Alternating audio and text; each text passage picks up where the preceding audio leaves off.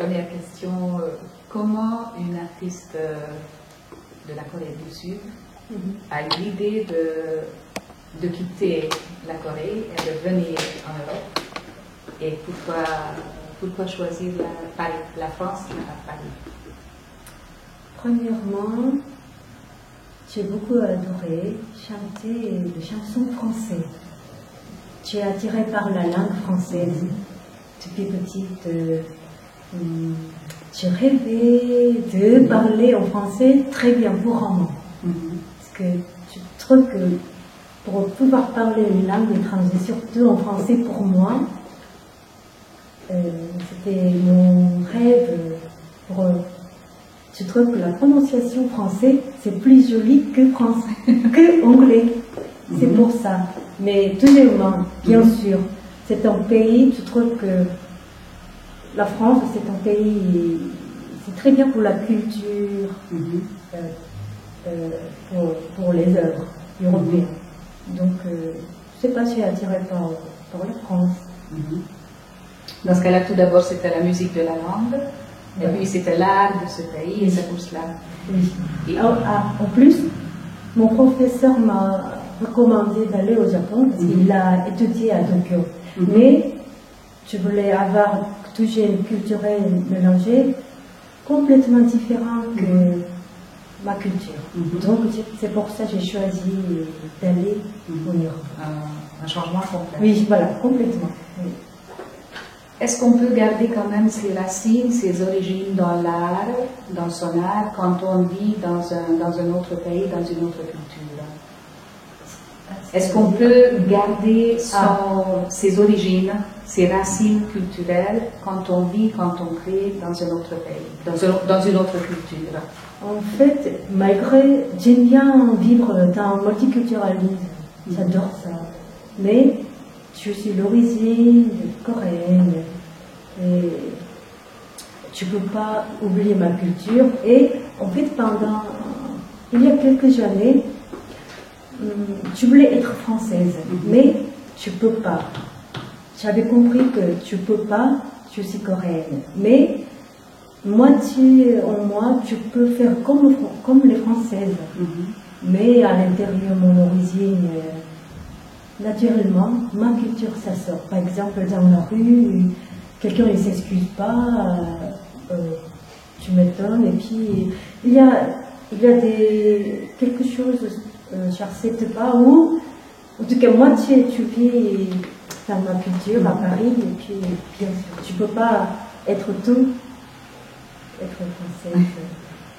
Justement, j'ai posé la question parce que, comme j'ai déjà dit, quand la spécialiste de l'art coréen et japonais a vu les tableaux, a dit tout de suite que ce sont des œuvres d'un Coréen ou d'une Coréenne.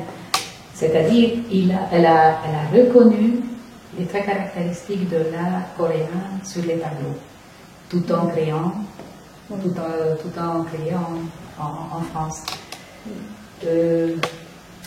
Sur le site de l'artiste Kyunghae, j'espère que je prononce relativement bien, c'est très bien, oui.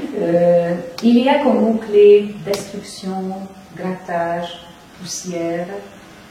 Qu'est-ce que la déconstruction ou la destruction signifie pour l'artiste qui veut créer? D'accord. Pour la signification, la déconstruction pour moi, en fait, ce n'est pas le mot exact, déconstruction, parce que les gens entendent ce mot, démolition pour les meubles. Non, c'est pas ça en fait, juste cancellation. En fait, je suis chrétien, je suis protestante, mais en tant que protestante, tout ce que j'ai créé, ou les humains, pour les humains, tout ce qu'on a créé, quelque chose en soi-même, ils ont peur de détruire, en fait.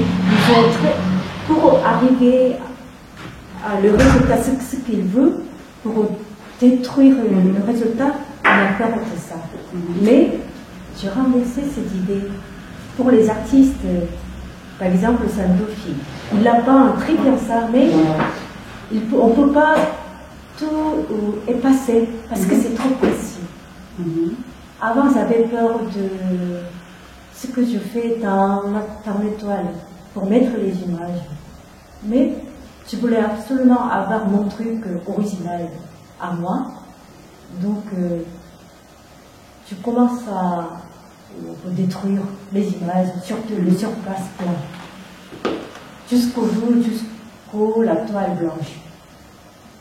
Et finalement, j'ai découvert mon univers, grattage, très coloré.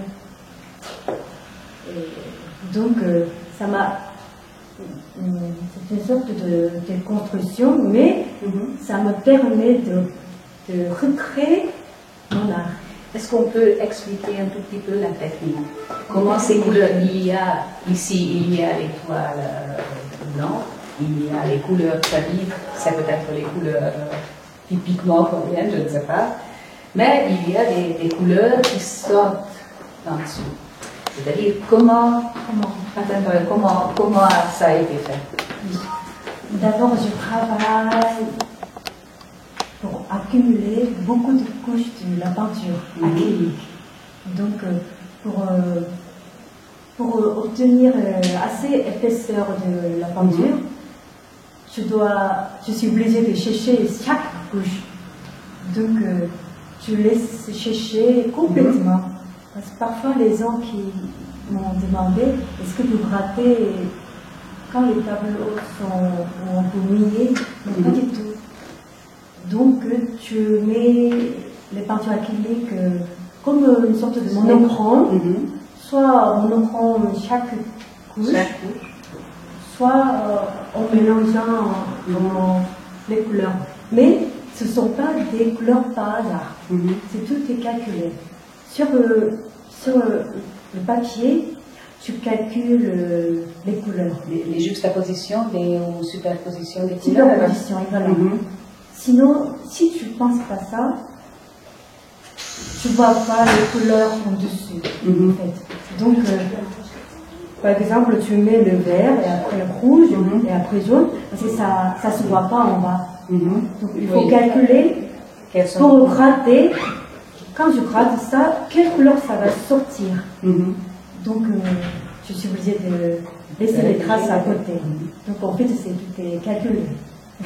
à la fois calculé et à la fin, il y a quand même des surprises, non? Oui, quand même, il y a par hasard entre les couleurs mélangées. Mais là, on va bleu, rouge, jaune, rose et comme ça. C'est calculé. C'est bizarre de dire,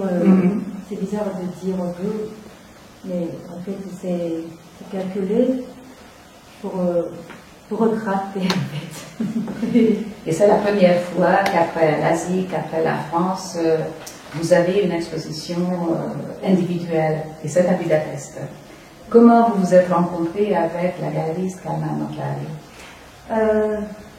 J'ai un galeriste qui s'appelle Fabien Massico, qui est français. Et en fait, on a rencontré dans une exposition collective à Paris. Parce qu'à Paris, tu montres mes œuvres beaucoup. Donc, il a visité par hasard dans mon exposition, il a apprécié, il m'a donné sa carte, et puis moi aussi j'ai oublié, mais dans 2 mois, il m'a appelé encore. Et voilà, j'aimerais visiter votre atelier. Voilà, depuis 2008, on a commencé à s'occuper. Et dans ce cas-là, vous vous êtes rencontrés? Rencontré Kalman, donc M. Kalman, il est venu pour le FIAC à Paris, et puis Fabien Massico et M. Kalman, ils se connaissaient déjà. Donc en fait, c'est M. Fabien qui m'a présenté M. Kalman. Et vous êtes arrivé à Budapest. Et voilà. Bonne chance pour cette exposition et belle découverte à Budapest aussi. Merci.